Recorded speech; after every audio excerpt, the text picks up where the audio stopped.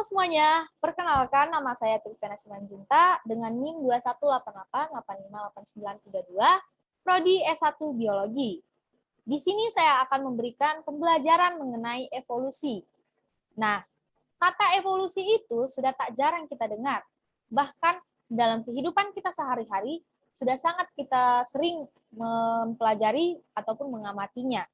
Nah, evolusi itu sendiri merupakan suatu ilmu yang mempelajari perubahan yang berangsur-angsur di mana menuju kesesuaian dengan waktu dan tempat.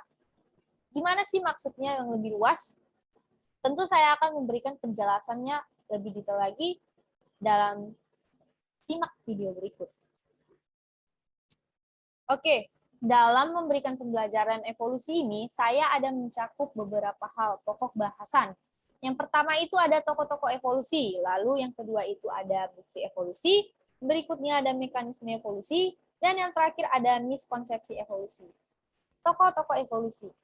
Tentu tokoh yang paling sering kita dengar itu merupakan Bapak Charles Darwin, di mana beliau merupakan bapak evolusi dunia yang memberikan karya-karya terbesarnya dalam kehidupan kita. Lalu ada bukti evolusi.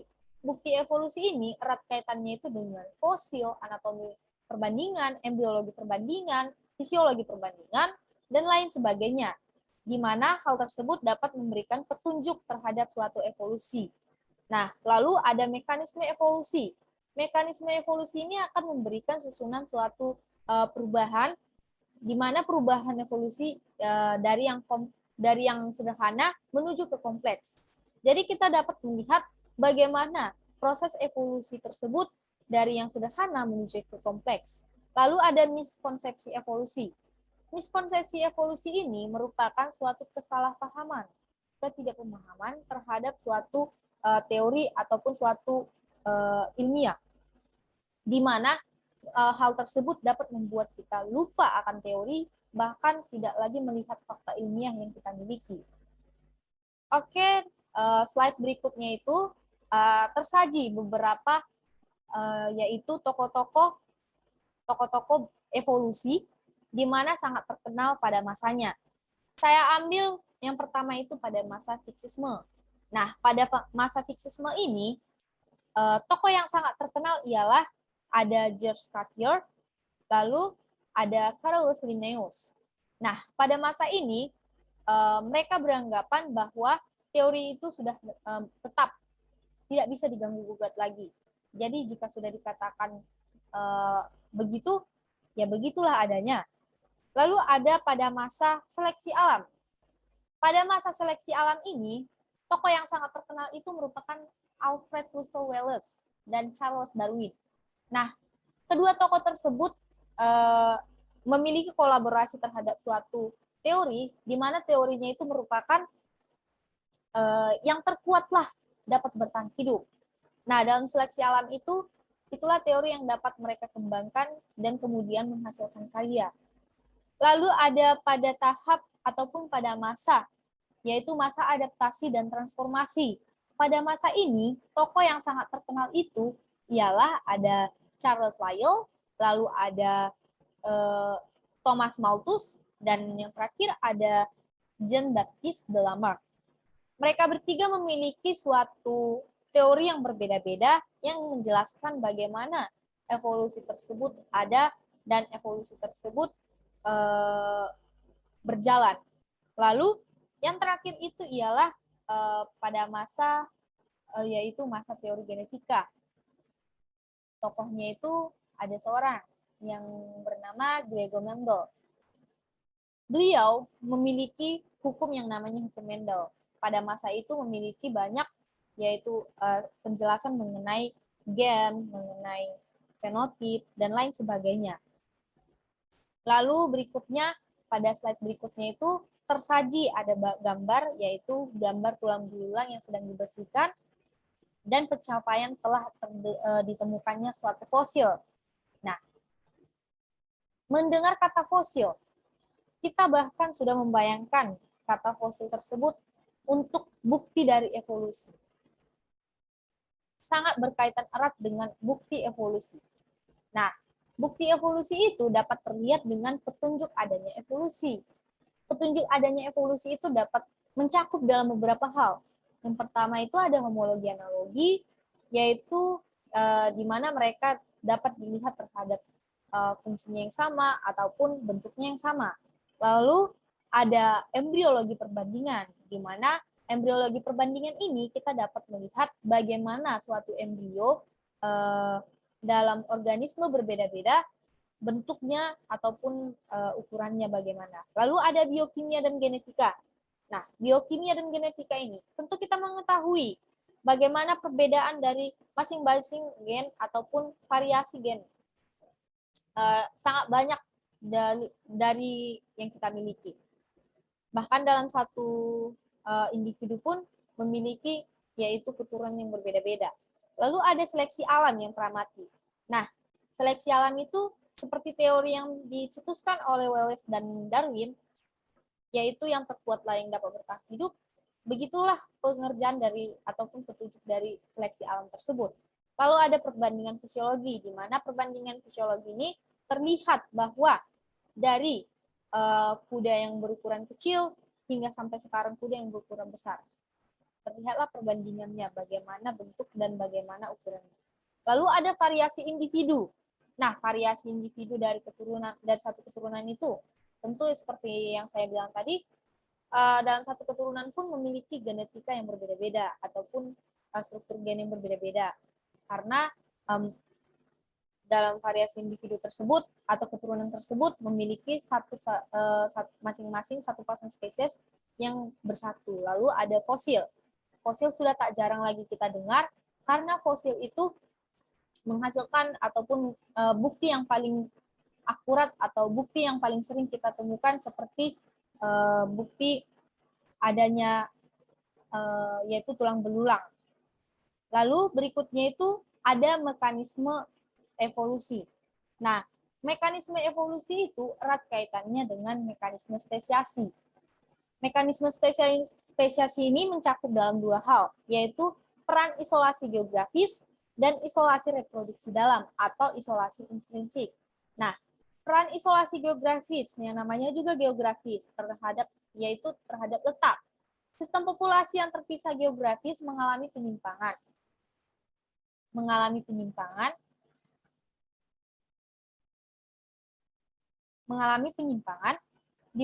Sejalan dengan waktu. Hal tersebut didukung karena frekuensi gen permulaan yang berbeda, lalu ada kejadian mutasi yang berbeda, dan lingkungan sekitar yang berbeda.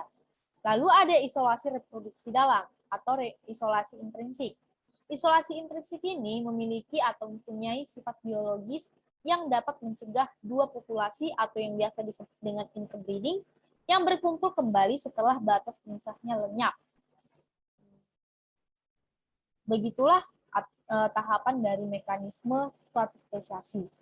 Berikut saya akan lampirkan bagaimana bagian umum spesiasi muncul terhadap suatu spesies terbaru. Nah, yang pertama itu spesies tertentu akan mengalami yang namanya rekombinasi gen, mutasi germinal bertahap, lalu seleksi alam. Ketiga hal tersebut akan dialami suatu spesies tertentu, lalu akan menghasilkan tahap-tahap berikutnya, seperti variasi populasi dalam spesies, lalu variasi populasi dalam spesies yang mengalami seleksi, lalu variasi populasi baru atau gen pool baru. Nah, lalu akan menghasilkan isolasi atau spesies terbaru. Nah, dalam hal itu akan sesuai dengan tahap-tahapnya. Dengan catatan akan mengalami ketiga hal tersebut, yaitu rekombinasi gen, seleksi alam, dan mutasi germinal bertahap. Lalu di slide berikutnya itu mengenai miskonsepsi. Nah, miskonsepsi ini merupakan kesalahpahaman atau ketidakpemahaman, kekurang pengetahuan kita. Nah, dalam slide ini sudah saya sajikan beberapa gambar yang menjelaskan bagaimana miskonsepsi itu terjadi. Seperti pada gambar kiri atas saya, gambar tersebut merupakan dinosaurus yang tampak dari saya. Tapi kadang orang beranggapan bahwa dinosaurus itu tampak terlihat seperti burung atau ayam. Lalu ada platypus. Platypus itu terlihat seperti batu dilihatnya. Lalu ada buaya. Buaya terlihat seperti sendal. Itulah kesalahpahaman yang terjadi di dalam miskonsepsi evolusi juga. Nah, Dalam slide berikut ini, saya akan memberikan beberapa miskonsepsi evolusi yang sering kita alami atau masih kita rasakan sampai sekarang. Yang pertama ada manusia berasal dari kera. Manusia berasal dari kera. Kita bukan berasal dari kera, namun manusia itu paling mirip dengan spesies panse. Simpanse dan kera itu tentu berbeda. Simpanse itu memiliki badan yang lebih tegap ketimbang kera dan juga tidak memiliki ekor yang panjang. Lalu ada evolusi hanyalah teori, bukan fakta.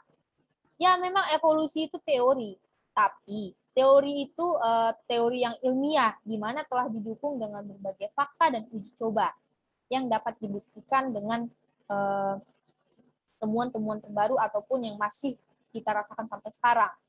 Lalu ada miskonsepsi berikutnya, yaitu jika percaya evolusi, maka tidak mempercayai Tuhan. Itu sungguh sudah bertolak belakang, karena sains itu hanyalah cara untuk menjelaskan apa yang terjadi di alam semesta, bukan sebagai keyakinan kita atau kepercayaan kita ataupun agama yang dapat kita anut. Jadi sudah bertolak belakang dengan adanya ilmu pengetahuan tersebut. Lalu ada teori evolusi cacat dan tidak selesai. Kita harus terlebih dahulu mengetahui bagaimana teori evolusi itu berjalan. Teori evolusi itu berjalan seiring berjalannya waktu juga, seperti roda, akan selalu baru dan akan selalu ada yang baru. Di mana ilmu pengetahuan akan terus membuatnya itu terus menimbulkan atau menghasilkan penemuan baru dan juga akan memberikan bagaimana teori-teori terbaru juga. Bahkan tak jarang juga banyak orang yang salah paham mengenai hal tersebut. Baiklah, hanya segini yang dapat saya sampaikan. Kesimpulan yang dapat saya berikan untuk kita semuanya, evolusi itu merupakan suatu ilmu pengetahuan. Jadi kita tidak boleh mengasingkannya terhadap ilmu pengetahuan yang lainnya. Karena evolusi ini, kunci dari pembelajaran evolusi ini, kita harus berpacu dengan adanya, yaitu adanya teori ilmiah dan kajian ilmiah, di mana kita dapat membuktikannya atau mengamatinya secara langsung. Baiklah, semoga yang saya sampaikan tadi dapat bermanfaat bagi kita semuanya. Saya memohon maaf apabila ada kesalahan kata maupun tindakan. Semoga kita semua dalam keadaan sehat. Terima kasih banyak. Shalom.